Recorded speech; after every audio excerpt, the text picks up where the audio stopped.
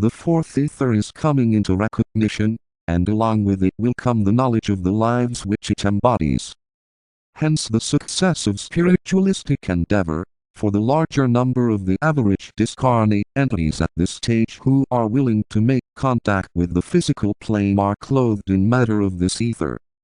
The devas of this ether will also come to be known before the end of this round, and alliance will be made between the fourth creative hierarchy of men, and the devas of the fourth ether.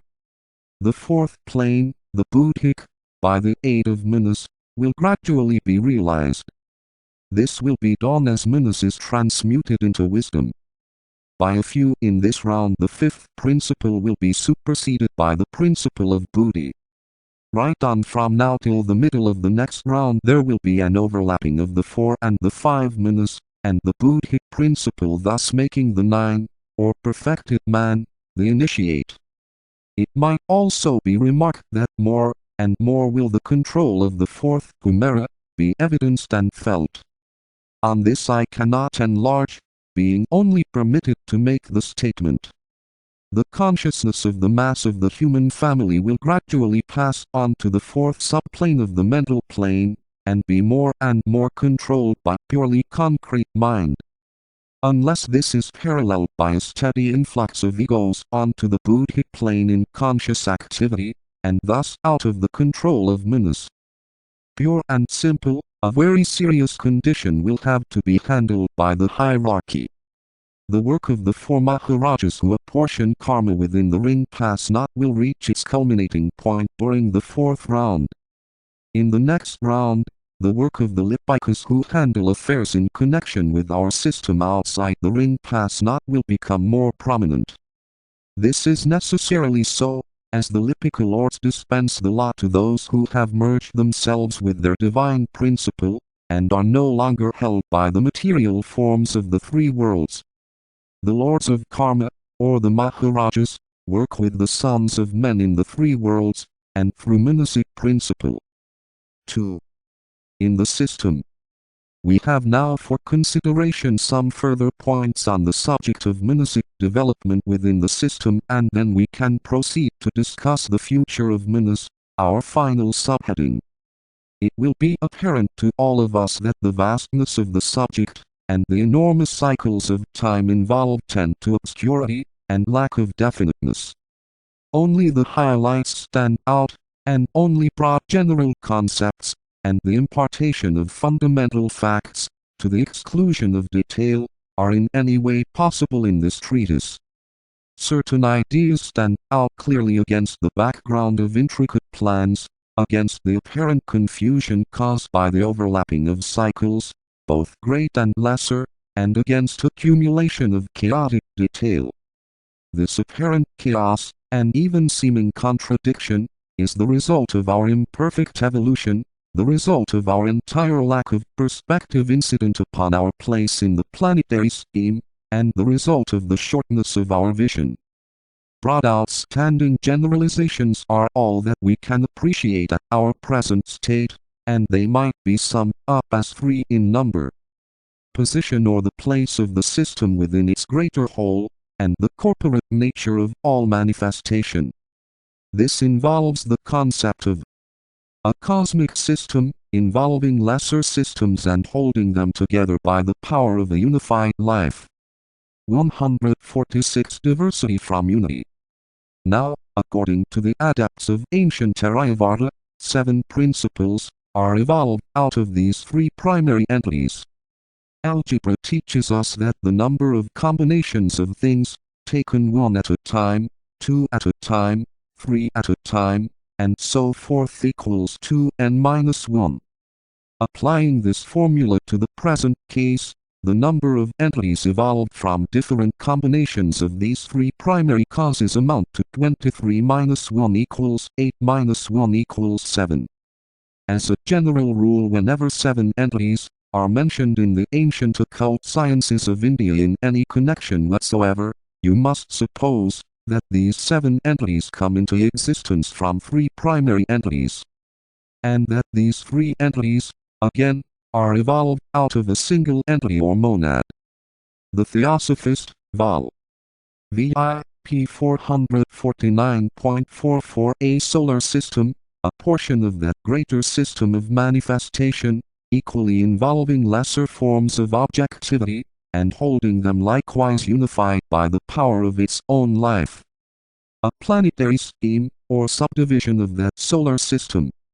This likewise persists as a unit by itself, yet has no existence apart from other units. Groups or unified bodies within the scheme. These are again individualized, yet at the same time are a part of the greater whole.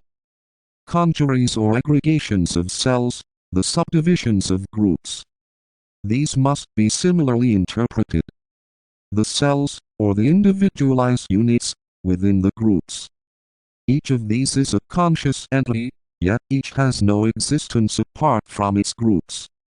Each of these divisions is characterized by an ensouling life, which as far as we are concerned, emanates from the one about whom not may be said, who ensouls the 7 solar systems, down through the Lord of the solar system, through the cosmic entities we call the heavenly men, and the solar entities ensouling groups, and through that peculiar central manifestation we call a human being to the little cell within the body of that human being. And the atom, which is the basic material whereof all forms in all the kingdoms of nature are made. Intelligent activity, or the display of purpose or menace, the 5th principle in every type of manifestation. This, as earlier pointed out, is the intelligent plan of the entity concerned working out in time and space. Power to evolve or progress. This is literally the distinctive ability of the ensouling life within the form, to progress intelligently from lower to higher forms of manifestation. This is above all the peculiar and perfected attribute of the 5th principle. Capacity to cohere. This is the ability of all intelligent, active lives during evolution to conform to the law of attraction and repulsion, and thus form a conscious, intelligent part of the greater life. It is literally the transmutation of menace into wisdom. Though all that is exists in form, yet little is as yet brought under the intelligent control of the entity within the form. Only the heavenly men, and their superior embracing lives are consciously and intelligently working through and dominating the form, for only they, as yet, are perfected menace. Beneath them come many grades of consciousness. Man is gradually achieving that conscious control over matter in the 3 worlds, which his divine prototypes, the heavenly men, have already achieved. They are attaining a similar control on higher levels. Below man come many lives who are blind and unconscious of the congery, or subdivision of which they form part. Thus can be seen, in general outline, the place of menace at the present stage. Relation. Another outstanding feature that is the result of our studies, is that of relation. The realization of this in future years will lead to the study of the different polarities of the different spheres, from a planetary scheme to an atom, within the solar ring pass not, and of the relation existing between a scheme and the totality of schemes, b scheme and scheme, c chain and chain, d globe and globe, e group and group, f subdivision and subdivision, g unit and unit. 14,745 Our cell and cell. The interrelation of all these factors, and their profound interdependence is one of the most important points for us to grasp. Though this whole relation is governed by the law of attraction and repulsion, and therefore comes more under what we call the second aspect, yet self-consciousness itself is the result of the monastic principle, and the close cooperation between these 2 factors of mind and love-wisdom, or the 2 laws of attraction and synthesis, must ever be carefully remembered. Limitation.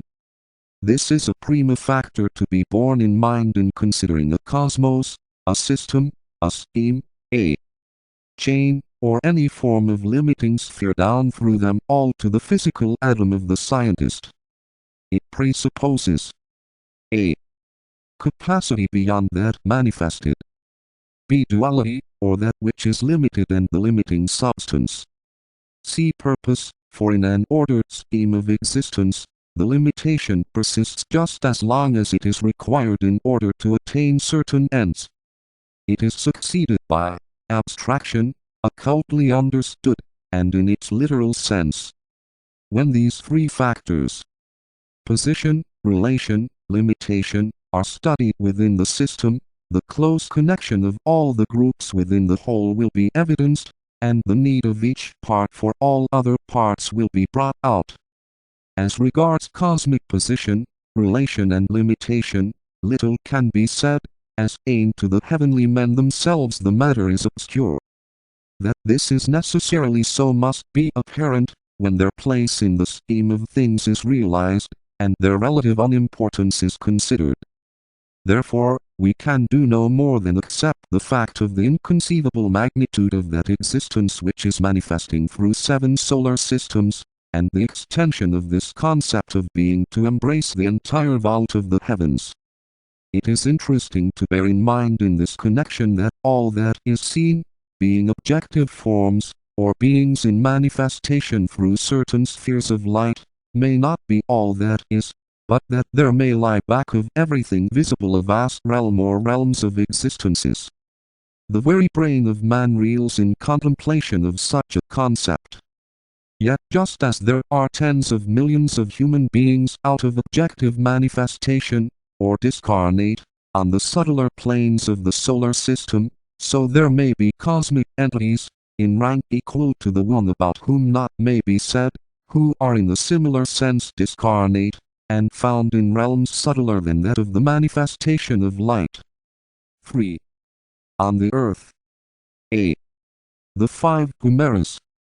We might now consider briefly the subject of the 5 Kumaras, who are the sum total of manas on the earth. I have stated that the Lord of the world, the first Kumara, is the planetary logos of our scheme in physical incarnation, but nowhere has the impression been conveyed that the 3 Kumaras, associated with him, are 3 other planetary logoi. This is in no way the case. These 3, called the Buddhas of activity, are but the vicegerents upon our planet of those 3 planetary logoi, who, with our planetary logos, make the sum total of the logoic quaternary.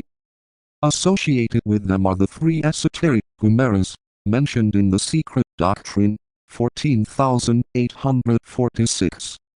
SD, I, 493.46, who represent the 3 other logoi, and so make focal points for all the logoic forces within our chain. In each chain such representatives are found, 6 focal points embraced by the 7th, the planetary logos of the scheme, who holds them all within his aura. Their work is threefold. First, they are the centers in the body of the planetary logos. Each chain corresponds to one center, and the globes are but the lesser wheels within any particular center. The life of the logos in this incarnation on the earth is flowing through 3 centers and beginning to stimulate a 4th, hence 4 globes are involved, and the 3 Kumaras, so called for lack of a better term, are vitally intelligently active. 3 are in abeyance and 1 is beginning to function. The globes correspond to the chains. This 4th Kumara is as yet practically